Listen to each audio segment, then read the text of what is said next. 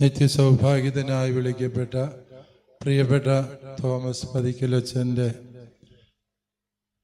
ഈ മൃതസംസ്കാര ശുശ്രൂഷയിൽ പങ്കെടുക്കുവാൻ ഇവിടെ എത്തിച്ചേർന്നിരിക്കുന്ന ആദരണീയരായ വൈദികരെ, ബഹുമാനപ്പെട്ട സിസ്റ്റേഴ്സ്, പ്രിയ മാതാപിതാക്കളെ, സഹോദരി സഹോദരന്മാരെ, വിളക്കന്നൂർ ഇടവകയുടെ ഈ ദേവാലയവും പരിസരവും വഴികളും നിറഞ്ഞു കവിഞ്ഞ് ദൈവജനം ഒന്നാകെ പ്രിയപ്പെട്ട തോമസ് അച്ഛന് യാത്രയയപ്പ് നൽകുമ്പോൾ തോമസ് അച്ഛനെ ഓർത്ത് ദൈവത്തിന് നന്ദി പറയാനും പ്രിയപ്പെട്ട തോമസ് അച്ഛൻ വഴി നമ്മുടെ അതിരൂപതയ്ക്കും ദൈവജനത്തിനും പരിശുദ്ധ കത്തോലിക്ക സഭയ്ക്കും കൈവന്ന എല്ലാ നന്മകൾക്കും ഹൃദയപൂർവ്വം നന്ദി പറയുവാനും നമുക്ക് ഈ പരിശുദ്ധ കുർബാനയുടെ സമയം വിനിയോഗിക്കാം. 1953 പാലാരൂപതയിലെ കൊഴുവനാൽ ആരംഭിച്ച അച്ഛൻ്റെ ജീവിതം ഇന്ന് ഈ വിളക്കന്നൂർ പള്ളിയുടെ പരിശുദ്ധമായ സെമിത്തേരിയിൽ ആ ഭൗതികദേഹം വിശ്രമം കൊള്ളുമ്പോൾ നിത്യതയിലേക്കുള്ള അച്ഛൻ്റെ ജീവിതം ഇവിടെ ആരംഭിക്കുന്നു എന്ന് നാം വിശ്വസിക്കുന്നു. എല്ലാ വൈദികരോടും വളരെയേറെ ആത്മബന്ധമുണ്ട ഒരു വൈദികനായിരുന്നു പ്രിയപ്പെട്ട തോമസ് അച്ഛൻ. ഓരോരുത്തരെയും സ്നേഹിക്കുവാൻ അച്ഛൻ ഓരോ കാരണങ്ങൾ കണ്ടെത്തിയിരുന്നു എന്നുള്ളതാണ് സത്യം. എല്ലാവർക്കും അച്ഛൻ്റെ ഹൃദയത്തിൽ ഇടയുണ്ടായിരുന്നു എന്നുള്ളത് കൊണ്ടാണ്. അത് വൈദികർക്ക് മാത്രമല്ല, എല്ലാ ദൈവമക്കൾക്കും അച്ഛൻ്റെ ഹൃദയത്തിൽ എപ്പോഴും ഇടമുണ്ടായിരുന്നു. അതുകൊണ്ടാണ് അച്ഛൻ്റെ മരണവാർത്ത അറിഞ്ഞത് മുതൽ ഈ സമയം വരെയും അനസ്യൂതമായ ജനപ്രവാഹം അച്ഛൻ്റെ മൃത ശരീരത്തിന് ആ അന്തിമോപചാരം അർപ്പിക്കാൻ ഒഴുകിയെത്തുന്നത് എന്ന് നമുക്കെല്ലാവർക്കും അറിയാം. പ്രിയപ്പെട്ട തോമസ് അച്ഛൻ നമുക്കെല്ലാവർക്കും അറിയാവുന്നതുപോലെ തലശ്ശേരി അതിരൂപതയ്ക്ക് വേണ്ടി വൈദികനായി തീർന്ന വ്യക്തിത്വമാണ്. കിളിയന്തര സ്കൂളിൽ പഠിച്ചു എന്നുള്ളത് കൊണ്ട് എന്നോടും അച്ഛൻ വൈദികനായിരിക്കുമ്പോഴും വൈദിക വിദ്യാർത്ഥിയായിരിക്കുമ്പോഴും വളരെ സൗഹൃദം സൂക്ഷിച്ചിരുന്നതാണ്. കാരണം ഒരേ സ്കൂളിൽ പഠിച്ചു എന്നുള്ളത് കൊണ്ടും കിളിയന്തര പഠിച്ച അച്ഛന്മാരധികം ഇല്ലാത്തത് കൊണ്ടും ഞങ്ങൾ വളരെ സൗഹൃദം ഹൃദയത്തിൽ സൂക്ഷിക്കുകയും പങ്കുവയ്ക്കുകയും ചെയ്തിരുന്നു എന്നുള്ളത് അനുഗ്രഹമായി ഞാനിപ്പോൾ ഓർക്കുകയാണ്. അതുപോലെ തന്നെ വൈദികനായി തീർന്ന ശേഷം അദ്ദേഹം അജപാലന ശുശ്രൂഷ നടത്തിയ നിരവധിയായ മേഖലകൾ ബഹുമാനപ്പെട്ട ചാൻസലർ അച്ഛൻ ജീവചരിത്രം വായിച്ചപ്പോൾ നമ്മളെ ഓർമ്മിപ്പിക്കുകയുണ്ടായി.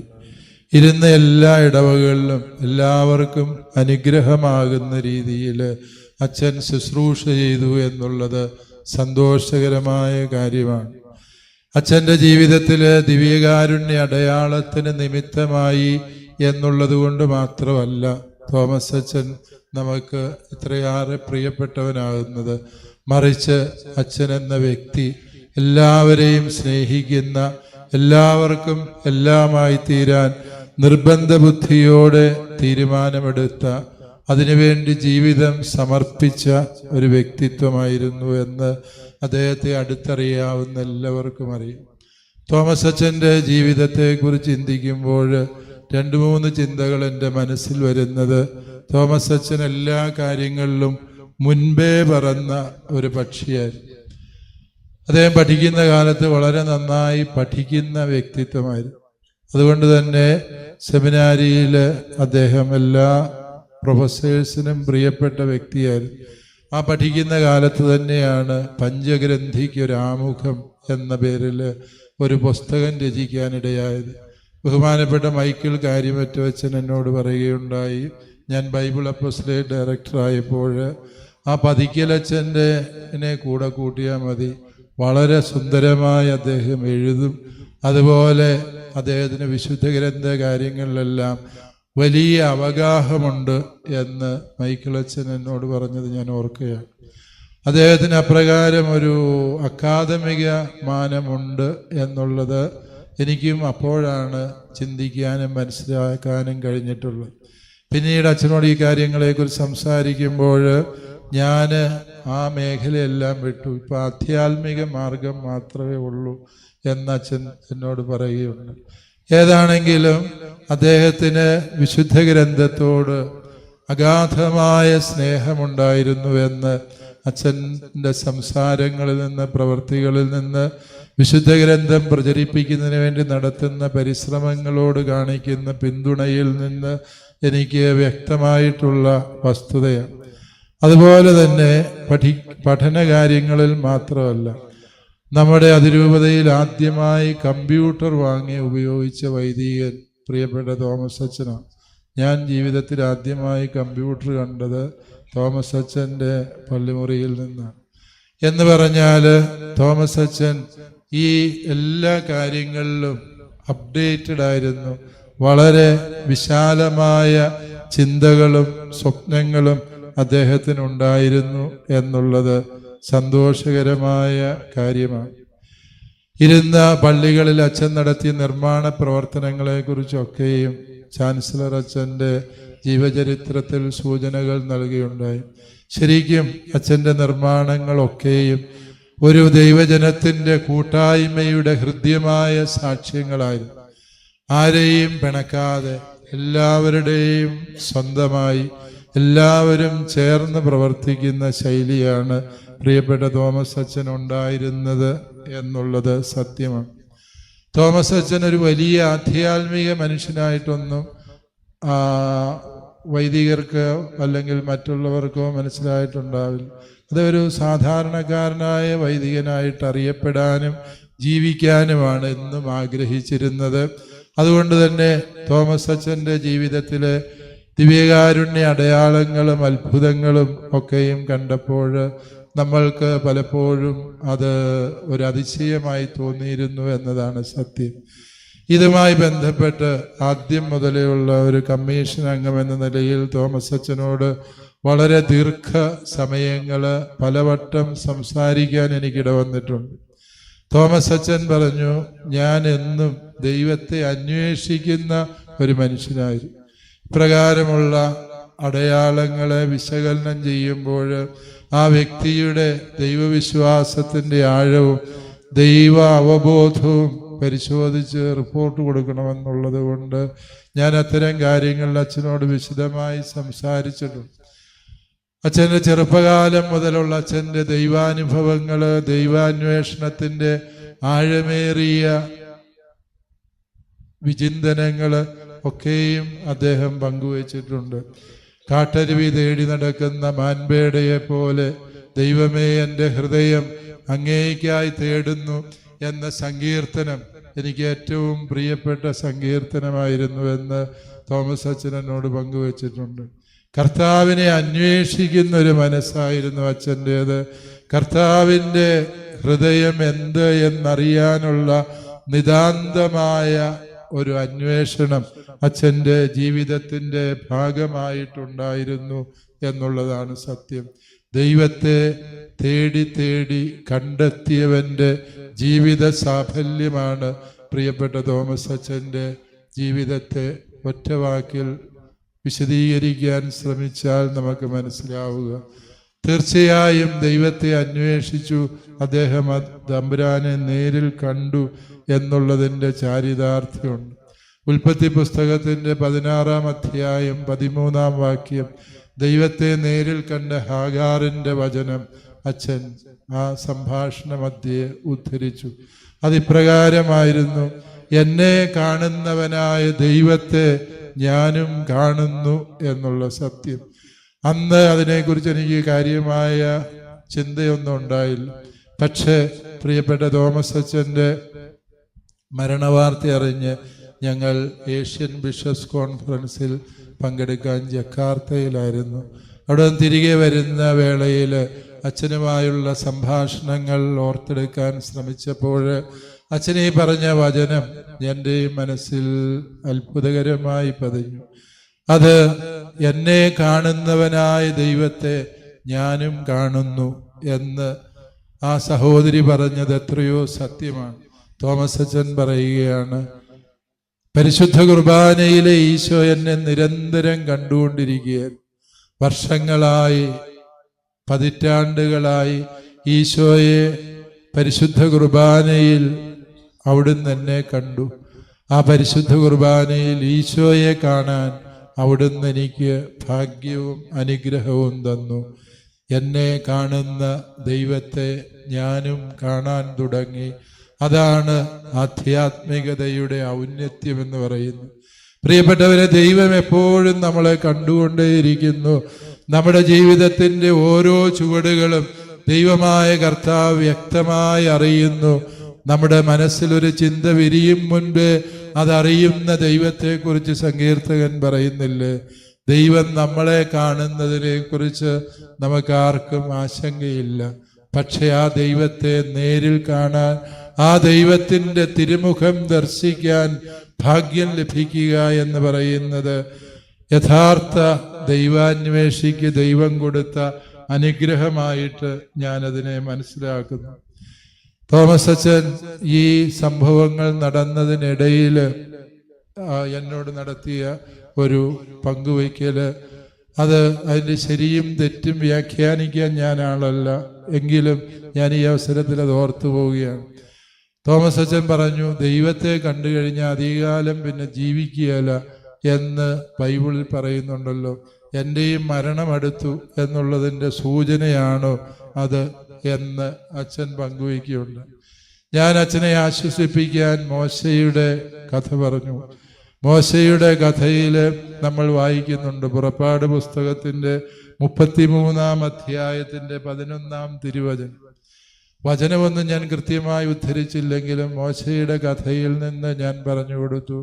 ദൈവമായ കർത്താവ് മോശയോട് മുഖാമുഖം സംസാരിച്ചു എന്ന് മാത്രമല്ല, തുടർന്ന് വചനത്തിൽ നമ്മളിങ്ങനെ വായിക്കുന്നുണ്ട്, ഒരു സ്നേഹിതനോടെന്ന പോലെ ദൈവം ഹൃദയം തുറന്ന് മോശയോട് സംസാരിച്ചു.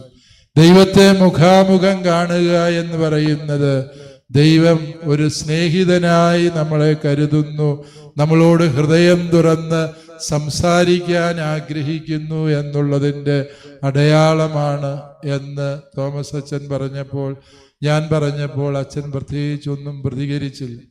ഒരുപക്ഷെ തോമസ് അച്ഛൻ, ഞാൻ പിന്നീട് അതേക്കുറിച്ച് സഭാചരിത്രത്തിൻ്റെ വെളിച്ചത്തിൽ ധ്യാനിക്കുകയുണ്ടായി. ശരിക്കും ദൈവീകമായ ദർശനങ്ങൾ കിട്ടിയ ഒട്ടനവധി മനുഷ്യര് അധികം താമസിയാതെ കർത്താവിൻ്റെ സന്നിധിയിലേക്ക് തിരികെ പോകുന്നത് നാം ശ്രദ്ധിക്കുന്ന കാര്യമാണ്. ഫാത്തിമയിലെ ജസീന്ത, ഫ്രാൻസിസ്ക മാർട്ടിൻ, ഈ കുഞ്ഞുങ്ങള് നമുക്കറിയാം പരിശുദ്ധ അമ്മയുടെ ദർശനം കിട്ടി ഏതാനും നാളുകൾക്കുള്ളിൽ നിത്യസൗഭാഗ്യത്തിനായി വിളിക്കപ്പെട്ടു എന്നുള്ളത് സത്യം. ഈശോയെ എന്നും കണ്ടുകൊണ്ടിരിക്കുന്നു എന്ന് പറഞ്ഞിരുന്ന ലിസ്യുവിലെ കൊച്ചുത്രേസ്യ പുണ്യവതി 24-ാമത്തെ വയസ്സിൽ നിത്യസൗഭാഗ്യത്തിനായി വിളിക്കപ്പെട്ടു എന്ന് നമുക്ക് അറിയാവുന്നത്. ലൂർദിൽ പരിശുദ്ധ ദൈവമാതാവിൻ്റെ ദർശനം ലഭിച്ച ബർണദീത്ത പുണ്യവതി 35-ാമത്തെ വയസ്സിലാണ് മരിക്കുന്നത്. നാം ഏറെ ഭക്തിയോടെ വായിക്കാറുള്ള ഫൗസ്തീന അമ്മയുടെ ഡയറി കുറിപ്പുകളുണ്ട്. ഈ ദൈവാനുഭവത്തിൻ്റെ വലിയ വെളിപാടുകൾ ലഭിച്ച ഈ അമ്മയും നമുക്കറിയാവുന്നതുപോലെ 35-ാം വയസ്സിലാണ് മരിക്കുന്നത്. ഇതെന്തുകൊണ്ടായിരിക്കും എന്നതിൻ്റെ ഉത്തരം എനിക്ക് തോന്നുന്നു അത് പുതിയ നിയമത്തിൻ്റെ ഭൂമികയിൽ ശമയോൻ എന്ന മഹാത്മാവ് പറഞ്ഞു വയ്ക്കുന്നതാണ്. ദൈവത്തെ എൻ്റെ കണ്ണ് കണ്ടു കഴിഞ്ഞു, കർത്താവെ അങ്ങൊരുക്കിയ രക്ഷ എൻ്റെ കണ്ണുകൊണ്ട് ഞാൻ കണ്ടു, ഇനി എനിക്ക് അങ്ങയുടെ സന്നിധിയിലേക്ക് വിടവാങ്ങാൻ അനുവാദം തരണമേ. സത്യത്തിൽ ദൈവത്തെ കണ്ടവന്റെ ജീവിതം സംതൃപ്തി നിറഞ്ഞ ജീവിതമാണ്. പിന്നീട് അവന് ഈ ഭൂമിയിൽ മറ്റൊന്നും നേടാനില്ല, മറ്റൊന്നും സ്വന്തമാക്കാനില്ല എന്നുള്ളതാണ് സത്യം. പ്രിയപ്പെട്ട തോമസ് അച്ഛൻ്റെ ജീവിതത്തെ പരിശോധിക്കുമ്പോഴും അച്ഛൻ ഉന്നയിച്ച സംശയങ്ങളെ ചേർത്ത് വെച്ച് വായിക്കുമ്പോഴും എനിക്ക് തോന്നുന്നു ലൂക്കാ സുവിശേഷം 2-ാം അധ്യായത്തിൻ്റെ 27-ാം വചനത്തില് ശമയോൻ എന്ന മഹാത്മാവ് മിശിഹായെ കരങ്ങളിലെടുത്ത് പറഞ്ഞു, കർത്താവേ, അങ്ങൊരുക്കിയ രക്ഷ എൻ്റെ കണ്ടു കഴിഞ്ഞു. ഇനി ഈ ദാസനെ സമാധാനത്തിൽ വിട്ടയച്ചാലും. തോമസ് അച്ഛൻ്റെയും പ്രാർത്ഥന സത്യത്തിൽ ഈ രോഗാവസ്ഥയിൽ എപ്പോഴും ഇതുതന്നെയായിരുന്നു. ഞാൻ കർത്താവിനെ കണ്ടു, ഞാൻ കണ്ട കർത്താവിനെ നിത്യവും കണ്ടുകൊണ്ടിരിക്കാൻ സ്വർഗത്തിലേക്ക് ഞാൻ കടന്നു പോകുമെന്ന്. ഞാൻ ജക്കാർത്തയിലേക്ക് പോകുന്നതിൻ്റെ തലേന്ന് ആശുപത്രിയിൽ പോയി തോമസ് അച്ഛനെ കണ്ട് സംസാരിക്കുകയും പ്രാർത്ഥിക്കുകയും ചെയ്തിരുന്നു. അപ്പോഴും തോമസ് അച്ഛനോട് ഞാൻ പറഞ്ഞു, അച്ഛൻ എന്തോ ഒരു ഭാഗ്യമുള്ള വ്യക്തിയാണ്. എല്ലാ ദിവസവും പരിശുദ്ധ കത്തോലിക്ക സഭയിൽ 4 ലക്ഷത്തിലധികം വൈദികര് പരിശുദ്ധ കുർബാന അർപ്പിച്ചുകൊണ്ടേയിരിക്കും. പക്ഷേ അച്ഛൻ്റെ കരങ്ങളിൽ അർപ്പിക്കപ്പെട്ട ദിവ്യകാരുണ്യത്തിൽ ഈശോ തൻ്റെ തിരുമുഖം വെളിപ്പെടുത്തി. അതിനേക്കാളും മഹാഭാഗ്യം അച്ഛൻ എന്താണ് ലഭിക്കാനുള്ളത്? ആശുപത്രിയിലെ അച്ഛന്മാരും അതുപോലെ തന്നെ ഡോക്ടർ സിസ്റ്ററും ഒക്കെ അവിടെ ഉണ്ടായിരുന്നു. അച്ഛൻ പെട്ടെന്ന് കരയാൻ തുടങ്ങി. ഈ കാര്യങ്ങളെക്കുറിച്ച് എപ്പോൾ പറഞ്ഞാലും അച്ഛൻ്റെ ഹൃദയം നിറഞ്ഞ സന്തോഷത്തിൽ നിന്ന് കണ്ണുനീർ ധാരധാരയായി ഒഴുകുന്നത് നിങ്ങളെല്ലാവരും ശ്രദ്ധിച്ചിട്ടുള്ള വസ്തുതയാകും. പ്രിയപ്പെട്ടവരെ, നാം മനസ്സിലാക്കുന്ന വലിയ സത്യം ദൈവത്തെ കണ്ടവൻ്റെ സംതൃപ്തിയാണത്. പ്രിയപ്പെട്ട തോമസ് അച്ഛനെ നമുക്ക് കർത്താവിൻ്റെ സന്നിധിയിലേക്ക് യാത്രയാക്കുമ്പോൾ ഭാഗ്യവാനായ ശമയോനെ പോലെയാണ് തോമസ് അച്ഛനും. തൻ്റെ പൗരോഹിത്യ വഴികളുടെ സംതൃപ്തിയോടെയാണ് അച്ഛൻ നിത്യതയിലേക്ക് കടന്നു പോകുന്നത് എന്നുള്ള സത്യം നമുക്ക് ഹൃദയത്തിൽ സൂക്ഷിക്കാം. ദൈവത്തെ അന്വേഷിച്ച് കണ്ടെത്തി ആ കണ്ടെത്തിയ ദൈവത്തെ സത്യവിശ്വാസത്തിൻ്റെ മുഴുവനും സാക്ഷിയായി അച്ഛൻ അവതരിപ്പിക്കുകയായിരുന്നു. പ്രിയപ്പെട്ടവരെ, തിരുസഭയാണ് യഥാർത്ഥ സത്യം പറയേണ്ടത്. അതുവരെയും ഞാൻ കണ്ടതൊന്നും ഞാൻ പോലും വിശ്വസിക്കുന്നില്ല എന്ന് തോമസ് അച്ഛൻ പറഞ്ഞു. പരിശുദ്ധ കുർബാനയിൽ കണ്ട ആ രൂപം അത് ഈശോയാണോ അല്ലയോ എന്നത് തിരുസഭ പറയട്ടെ എന്നാണ് ഞങ്ങളോട് കമ്മീഷൻ അംഗങ്ങളോട് അച്ഛൻ പറഞ്ഞത്. അതുവരെയും ഞാനും അത് വിശ്വസിക്കുന്നില്ല എന്നാണ് അച്ഛൻ പറഞ്ഞത്. സഭയുടെ ഒരു മേലധികാരിയോട് അച്ഛനപ്പോൾ വിശ്വാസമില്ല, അത് ഞാനല്ല പറയേണ്ടത്, സഭയാണ് പറയേണ്ടത് എന്ന് പറഞ്ഞതുകൊണ്ട് ആ മേലധികാരി പറഞ്ഞു, അച്ഛന് തന്നെ വിശ്വാസമില്ലെങ്കിൽ പിന്നെ നമ്മളിത് മുന്നോട്ട് കൊണ്ടുപോകേണ്ടതില്ല എന്ന് പറഞ്ഞ് കുറേ വർഷങ്ങൾ ഈ ഒരു അത്ഭുതത്തെക്കുറിച്ചുള്ള ചിന്തകൾ, പഠനങ്ങൾ നിന്നുപോയതിൻ്റെ പിന്നിൽ അങ്ങനെ ഒരു കാരണം കൂടി ഉണ്ടായിരുന്നു. പിന്നീട് ഞാൻ തോമസ് അച്ഛനോട് ചോദിച്ചു, അച്ഛനെന്തേ അങ്ങനെ പറഞ്ഞത്? അതുകൊണ്ടല്ല ഇതിൻ്റെ പഠനങ്ങൾ നിർന്നു പോകുന്നത്.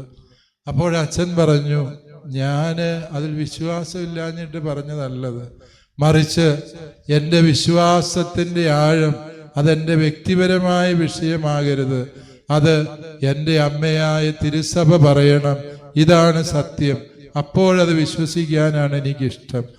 അപ്രകാരം തോമസ് അച്ഛനോട് അച്ഛൻ അതേക്കുറിച്ച് ചിന്തിച്ചതും മുൻകൂട്ടി അങ്ങനെ പറഞ്ഞതിൻ്റെ കാരണങ്ങളെക്കുറിച്ചൊരു വിശദാംശം എഴുതാൻ ഞാൻ ആവശ്യപ്പെട്ടു. അപ്രകാരം അച്ഛൻ എഴുതി തന്നത് വായിച്ച് എൻ്റെയും കണ്ണുകൾ നിറയാൻ അത്രമാത്രം ഹൃദ്യമായിട്ടാണ് അച്ഛൻ ആ സംഭവത്തെക്കുറിച്ച് വിവരിച്ചത്.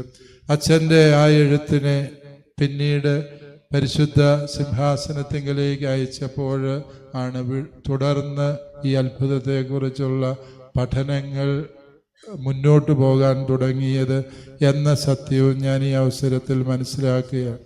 അത് തിരുസഭയോടുള്ള അച്ഛൻ്റെ അചഞ്ചലമായ വിശ്വാസം, ഞാൻ കണ്ടതും കേട്ടതുമൊക്കെയും സത്യമാണെന്ന് പറയേണ്ടത് തിരുസഭയാണ് എന്ന് പറയുന്ന വിശുദ്ധ അഗസ്തീനോസ് പുണ്യവാളൻ അങ്ങനെ പറയും. ഞാൻ കയ്യിൽ പിടിച്ചിരിക്കുന്ന ഈ വിശുദ്ധ ഗ്രന്ഥം, വിശുദ്ധ ബൈബിള്, അത് ബൈബിളാണ് എന്ന് എൻ്റെ സഭ പറഞ്ഞതുകൊണ്ടാണ് ഞാനത് ബൈബിളായി സ്വീകരിക്കുക. ഇത് വെറുമൊരു പുസ്തകമാണെന്ന് സഭ പറഞ്ഞാൽ പിറ്റേന്ന് ഞാൻ ഈ പുസ്തകം എടുത്ത് തീയിലിടും എന്ന് വിശുദ്ധ അഗസ്റ്റിൻ്റെ ഒരു പ്രസ്താവനയുണ്ട്. ഇത് വിശ്വാസത്തിൻ്റെ ആഴമെന്നത് തിരുസഭയാകുന്ന അമ്മയോട് ചേർന്ന് നിൽക്കാനുള്ള ആത്മാർത്ഥതയാണ് എന്ന് വിശുദ്ധ അഗസ്തീനോസിൽ നിന്ന് നമ്മൾ കേട്ട അതേ ദർശനം തന്നെയാണ് പ്രിയപ്പെട്ട തോമസ് അച്ഛനിൽ നിന്നും ശ്രവിക്കാനിട വന്നിട്ടുള്ളത്. പ്രിയപ്പെട്ട തോമസ് അച്ഛൻ്റെ അചഞ്ചലമായ തിരുസഭാ സ്നേഹം നമ്മുടെയും വിശ്വാസത്തിന് മാർഗദീപമാകട്ടെ എന്ന് ഞാൻ പ്രാർത്ഥിക്കുന്നു. പ്രിയപ്പെട്ടവരെ, നാം എല്ലാവരും നമ്മുടെ വിശ്വാസത്തിൻ്റെ ഏറ്റവും അടിസ്ഥാന സത്യമായി കരുതുന്നത് പരിശുദ്ധ കത്തോലിക്ക സഭയ്ക്ക് അതിനേക്കാളും വലിയൊരു സത്യം നെഞ്ചോട് ചേർത്ത് പിടിക്കാനില്ല. ഈ ലോകം വിട്ട് പിതാവിൻ്റെ സന്നിധിയിലേക്ക് പോകാൻ സമയമായപ്പോൾ താൻ സ്നേഹിച്ചവരെ അവസാനം വരെ സ്നേഹിക്കുവാൻ, തൻ്റെ ജീവനും സ്നേഹവും പകർന്നു നൽകാൻ നമ്മുടെ കർത്താവ് അപ്പത്തിൻ്റെയും വീഞ്ഞിൻ്റെയും സാദൃശ്യത്തിൽ പരിശുദ്ധ കുർബാന സ്ഥാപിച്ചുവെന്നും ആ പരിശുദ്ധ കുർബാനയിൽ ഈശോ സത്യമായും വ്യക്തിപരമായും സന്നിഹിതനായിരിക്കുന്നുവെന്ന് നിറകണ്ണുകളോടെ വിശ്വാസത്തിൻ്റെ ആത്മാർത്ഥതയോടെ ആ തിരുവോസ്തിയെ നോക്കിയിരുന്നാൽ സത്യം സത്യമായും നിങ്ങൾക്ക് ജീവിക്കുന്ന ദൈവപുത്രനെ ദർശിക്കാനാവുമെന്ന് തിരുസഭാ മാതാവ് നമ്മളെ കുഞ്ഞുനാൾ മുതലേ പഠിപ്പിച്ച സത്യമാണ്. ആ സത്യത്തെയാണ് ഈ വടക്കന്നൂർ പള്ളിയുടെ പരിശുദ്ധമായ ബലിപീഠത്തിൽ വെച്ച് നമ്മുടെ കർത്താവ് വെളിപ്പെടുത്തിയത്. ഈ പരിശുദ്ധ കുർബാനയെ ആരെല്ലാം വിശ്വാസത്തോടെ തീവ്രമായ ആഗ്രഹത്തോടെ ദൈവത്തെ കാണണമെന്ന ആഗ്രഹത്തോടെ ദൈവത്തിൻ്റെ തിരുസന്നിധിയിൽ നിന്ന് ഞാൻ ചോദിക്കുന്നതിന് ഉത്തരം കിട്ടണം എന്ന വിശ്വാസത്തോടെ പ്രാർത്ഥിക്കുന്നുവോ അവൻ്റെ മുമ്പിൽ ഈ പരിശുദ്ധ കുർബാനയിലെ ഈശോ സത്യമായും സന്നിഹിതനായിരിക്കുന്നു എന്ന് നാം വിശ്വസിക്കുന്നു. ആ വിശ്വാസം ദൈവം ഈ കാലഘട്ടത്തിൽ നമുക്ക് സാക്ഷ്യപ്പെടുത്തി തന്നത് പ്രിയപ്പെട്ട തോമസ് അച്ഛനിലൂടെയാണ് എന്നുള്ളതാണ് അച്ഛനെ മറ്റെല്ലാവരിൽ നിന്നും വ്യതിരിക്തനാക്കുന്നത്. യഥാർത്ഥ ദിവ്യകാരുണ്യ അത്ഭുതം ഓരോ വൈദികന്റെയും കരങ്ങളിൽ മിശിഹാ തമ്പുരാൻ തൻ്റെ തിരുശരീര രക്തങ്ങൾ രൂപപ്പെടുത്തുന്നു എന്നുള്ളതിലാണ്. പരിശുദ്ധ കുർബാനയാണ് ഏറ്റവും വലിയ ദിവ്യകാരുണ്യ അത്ഭുതം. ആ ദിവ്യകാരുണ്യ അത്ഭുതത്തെ ദൈവം ഇപ്രകാരം അടയാളങ്ങളിലൂടെ സാക്ഷ്യപ്പെടുത്തുമ്പോൾ അത് അനേകായിരങ്ങൾക്ക് വിശ്വാസത്തിലേക്ക് വഴി നടക്കാനുള്ള അവസരമായി മാറുന്നു. ഈ വിളക്കന്നൂർ ഇടവകയിൽ പിന്നീട് നാളിന്നോളം നടന്നുകൊണ്ടിരിക്കുന്നത് സമാനതകളില്ലാത്ത ദിവ്യകാരുണ്യ ഭക്തിയുടെ സാക്ഷ്യങ്ങളും പരിശുദ്ധ കുർബാനയെ സ്നേഹിക്കുന്ന, ഇവിടെ വന്നിരുന്ന് പ്രാർത്ഥിച്ച് മാനസാന്തരപ്പെടുന്ന, ഈ ദേവാലയത്തിലിരുന്നു കൊണ്ട് ദൈവത്തെ മുഖാമുഖം കാണുന്ന, നേർക്കുനേർ കേൾക്കുന്ന അനേകായിരം മനുഷ്യരുടെ സാക്ഷ്യങ്ങൾ ഞാൻ പലപ്പോഴും ശ്രവിച്ചിട്ടുണ്ട്. തോമസ് അച്ഛനിലൂടെ ദൈവം ഒരുക്കി വെച്ചത് അച്ഛന് വേണ്ടിയുള്ള ഒരു ദർശനം മാത്രമായിരുന്നില്ല. വരും തലമുറകളെ ദിവ്യകാരുണ്യമെന്ന പരമമായ സത്യത്തിലേക്ക് ചേർത്ത് നിർത്താൻ ദൈവം നൽകിയ വെളിപാടാണ് പ്രിയപ്പെട്ട തോമസ് അച്ഛനിലൂടെ ദൈവം തന്നത് എന്നതിൽ നമുക്ക് ദൈവത്തിന് നന്ദി പറയാം. പ്രിയപ്പെട്ട തോമസ് അച്ഛൻ്റെ ജീവിതത്തിന് സ്വർഗം കൊടുത്ത അംഗീകാരവും സാക്ഷ്യവുമായി ആ അച്ഛൻ്റെ ദൈവാന്വേഷണത്തിനും ജീവിതത്തിൽ അച്ഛൻ പുലർത്തിയ ആധ്യാത്മികതയ്ക്കും ഈ സംഭവം നടക്കുന്ന ദിവസങ്ങളിൽ അച്ഛൻ്റെ മനസ്സിലുണ്ടായിരുന്ന ചില ചിന്തകളും ചോദ്യങ്ങളും അത് തികച്ചും വ്യക്തിപരമാകയാൽ ഞാനതേക്കുറിച്ച് വെളിപ്പെടുത്താൻ ഉദ്ദേശിക്കുന്നില്ല. ഈശോയുടെ സഹിക്കുന്ന മുഖം എന്തുകൊണ്ട് കണ്ടു എന്നതിന് അച്ഛൻ പറയുന്ന ഉത്തരമാണ്. നമ്മുടെ മനസ്സിൻ്റെ സങ്കടങ്ങൾ നമ്മുടെ കർത്താവിൻ്റെയും സങ്കടങ്ങളായി മാറും. നമ്മുടെ വേദനകൾ ദിവ്യകാരുണ്യ ഈശോയുടെ വേദനയാണ്. പ്രിയപ്പെട്ട ദൈവജനമേ, അച്ഛൻ പറഞ്ഞതൊരു വലിയ സത്യമാണ്. പരിശുദ്ധ കുർബാനയിൽ അനുദിനം നാം പങ്കെടുക്കുമ്പോൾ ആ പരിശുദ്ധ കുർബാന എന്നത് ഗോതമ്പ് കൊണ്ടുള്ള ഒരു അപ്പമല്ല, സത്യത്തിന്റെ സത്യമായ പരിശുദ്ധ ത്രിത്വത്തിലെ രണ്ടാം ആളായ പുത്രൻ തമ്പുരാൻ സത്യമായും വ്യക്തിപരമായും സന്നിഹിതനായിരിക്കുന്നത് നിന്റെ സങ്കടത്തിന് ഉത്തരം തരാനാണ്, നിന്റെ പ്രാർത്ഥനയ്ക്ക് ഉത്തരം തരാനാണ്. നീ എന്ന വ്യക്തിയോടുള്ള അവിടുത്തെ അചഞ്ചലമായ സ്നേഹം വെളിപ്പെടുത്താൻ വേണ്ടിയാണ്. അതുകൊണ്ടാണ് അച്ഛൻ പറഞ്ഞത്, എൻ്റെ സങ്കടങ്ങൾക്ക് ഉത്തരമായി എൻ്റെ കർത്താവിൻ്റെ സങ്കടപ്പെട്ട സഹിക്കുന്ന മുഖം കാണാൻ എനിക്കിടവന്നുവെന്ന്. പ്രിയപ്പെട്ടവരെ, പരിശുദ്ധ കുർബാനയെ ഇങ്ങനെ സൂക്ഷ്മമായി നോക്കി ഈ സത്യം ഗ്രഹിക്കുവാൻ നമുക്കെല്ലാവർക്കും ഇടവരട്ടെ എന്ന് ഞാൻ ആശംസിക്കുന്നു, പ്രാർത്ഥിക്കുന്നു. തോമസ് അച്ഛന് നമുക്ക് നൽകാവുന്ന ഏറ്റവും വലിയ ആദരവും യാത്രയയപ്പും എന്നത് പരിശുദ്ധ കുർബാനയെ കൂടുതൽ സ്നേഹിക്കാൻ, പരിശുദ്ധ കുർബാനയോട് ചേർന്ന് നിൽക്കാൻ, പരിശുദ്ധ കുർബാനയിൽ ഈശോയെ കണ്ടെത്തി വിശ്വസിക്കാൻ നമുക്ക് തീരുമാനമെടുത്തുകൊണ്ടാണ്. സാധിക്കുന്ന എല്ലാ പരിശുദ്ധ കുർബാനയിലും പങ്കെടുത്ത് അനുഗ്രഹം പ്രാപിക്കാൻ നാം തീരുമാനമെടുക്കുമ്പോൾ നാം തോമസ് അച്ഛന് യഥാർത്ഥത്തിൽ അച്ഛൻ ആഗ്രഹിക്കുന്ന യാത്രയയപ്പ് നൽകുകയാണ് എന്ന സത്യം നമുക്ക് ഹൃദയത്തിൽ സൂക്ഷിക്കാം. തോമസ് അച്ഛൻ്റെ അവസാന നാളുകളിൽ അച്ഛനെ ഹൃദയപൂർവ്വം സ്നേഹിക്കുകയും ശുശ്രൂഷിക്കുകയും ചെയ്തത് ശൈലമ്മ ചേച്ചിയും ആൻഡോ ചേട്ടനും അവരുടെ കുടുംബമാണ് എന്നുള്ളത് തലശ്ശേരി അതിരൂപത നന്ദിയോടെ ഓർക്കുന്നു.